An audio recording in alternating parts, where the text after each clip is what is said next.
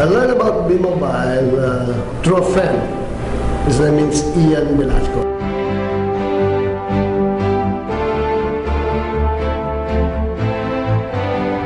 Nalaman ko yung B-Mobile nung time na nag-apply ako ng bagong trabaho kasi then, yung tao na bigay sa akin ng plan, sabi niya daw, pwede daw magbago yung buhay.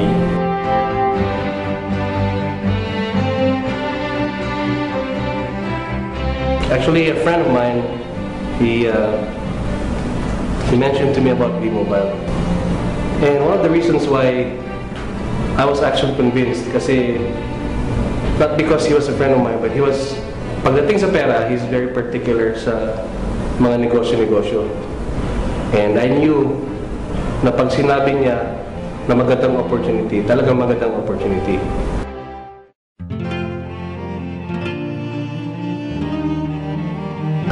Galing kami sa London. Long dito, long doon. And I experienced, sabi nga na we look okay, but we're not really okay. As a matter of fact, the sad part there is, before B-Mobile, she is a scholar. Doon sa ng ate ko, my sister, we are considered the parents, pero hindi namin mapag-aral yung youngest daughter. It was kind of rough because it's hard living without your parents. Yeah, it's hard, especially when you need to buy stuff in school. So what I do, I ask money from my classmates instead, and I'll pay them the following week. Dati akong janitor, nakatira ko dati sa Payatas. Hindi ako kumita sa Payatas dahil alam ko lang hanap buhay yun. Hanap buhay lang siya. Paikot-ikot na yung buhay ko sa labas. At minsan din experience ko rin magkakot ng basura. Life in the US, simple lang po. There are times na makapag-relax ka, but most of the time you're up on your feet. You really have to work sa US. Doon kasi it can be very stressful at times sa US. I mean, it's not a joke.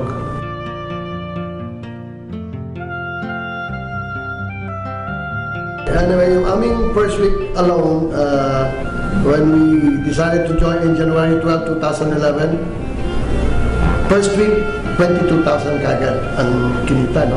Third month, we earned about 500. So, ibig sabihin talagang, it's really true. Okay? And the good thing about it, we broke a record. We earned the first million in 4 months. Experience ko nung una, nung sumali sa B-Mobile, 2009 ako sumali, wala akong income din yun kasi last money ko in-invest ko yun. 9 AM the morning, ginagawa ko, nagpa-flyers na ako sa Robinson Galleria. Isang beses na ako may isang araw, tanghalian ko, tubig lang, tas biscuit. Nakasurvive ako, mahirap explain kasi actually kahit bitsin kong galing wala eh. Pamasahe, naglalakad ako galing ko papuntang Ortigas. And then everyday ko ginagawa na hindi rin nila alam na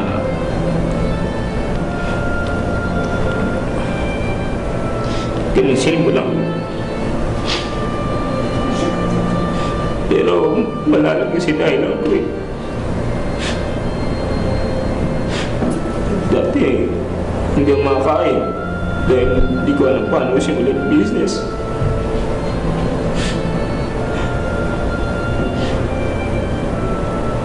Pero natutunan ko yung sistema, hindi ko lang sinishare ko sa kanila. Maniwala lang sila, lagi-lagi sa kanya.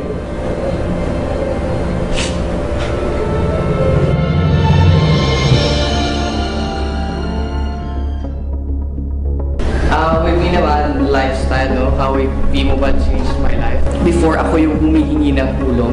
But ngayon, I'm glad to say na ito yung gusto ko talaga dati. Yung ako yung palagi na ngayon nagbibigay ng tulong nga ngayon. Yung pagsalita, mayayain ako. Then, sobrang doon na naging mobile yung ako mismo. So ako, nagbago sa akin yung personality ko na I can talk to people kasi gusto ko lang i-share yung business. We pay off all our debts. Now we have savings and we're planning for even buying a new house. A big change for me was the mere fact na bilang isang anak ka, you could help out your family, you could help your parents. Now it's payback time.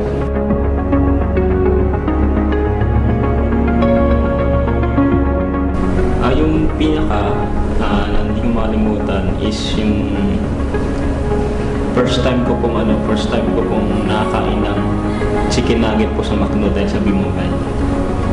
Kasi dati po sa Payatas, minsan po kinakain lang po namin is yung pagpag din.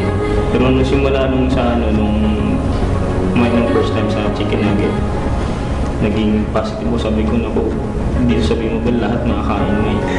Yung po yung hindi ko makalimutan sa B-Mobile.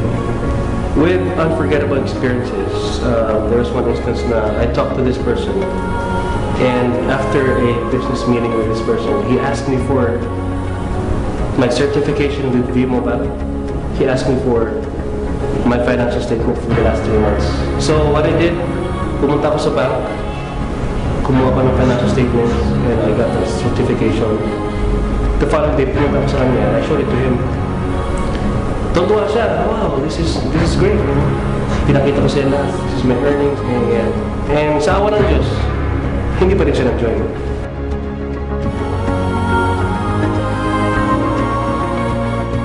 It doesn't matter kung anong edad mo, it doesn't matter kung anong experience mo sa buhay, kung anong disability mo. Ang importante dito, alam mo yung ginagawa mo, nilalagay mo sa puso mo, at sinasabi mo sa lahat ng tao na itong ginagawa mo ay para sa pamilya mo, para na makatulong.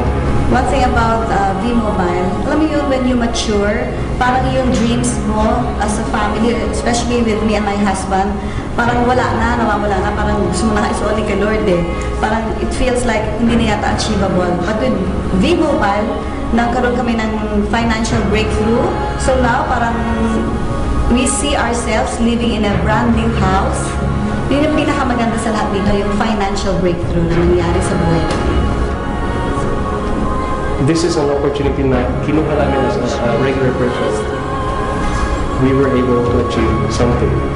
And if you wanted to achieve that specific something, set a goal in life. And this is what I did. So if you wanted to do this business, find time to learn the business correctly. Sa akin po, ang natutunan ko, once na-invest ka sa B-Mobile, mahalin mo yung business mo, ituring mo siyang parte ng katawan mo, na hindi mo siya kalimutan na hugasan, linisan, bihisan, kailangan mo pag-aralan mo na. Kasi sabi nga nila, yung word na earn is came from the word learn. Kailangan mo na mag-aral na tayo bago tayo kumita. Hindi tayo binigyan ng pagsubok ni Lord God na hindi natin kaya. Kaya wala po imposible. Lahat dito sa B-Mobile po, walang posible, lahat posible po.